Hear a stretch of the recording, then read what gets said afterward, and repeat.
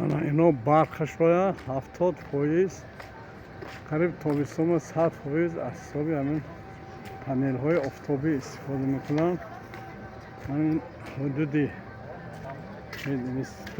институти тиббӣ, яъне ин бинед гулу гиёҳҳо бисёртар рӯ меоваранд, табиатро рӯ меоваранд. мана ҳамин таблитсаҳо дар бораи гиёҳҳо, дар бораи истифодаи гиёҳҳо, ҳатто президенти ҷумҳурии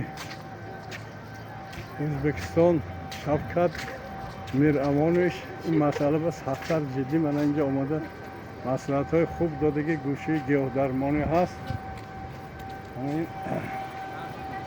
институти тиббӣ, ин панелҳои офтобӣ бинед ду қатор аз ҳисоби ҳамин мо электростансия дар хӯр нест, барқ ҳаст, дигар чи ҳаст, истифода мебаранд одамҳо. ана саломату сарбаланд.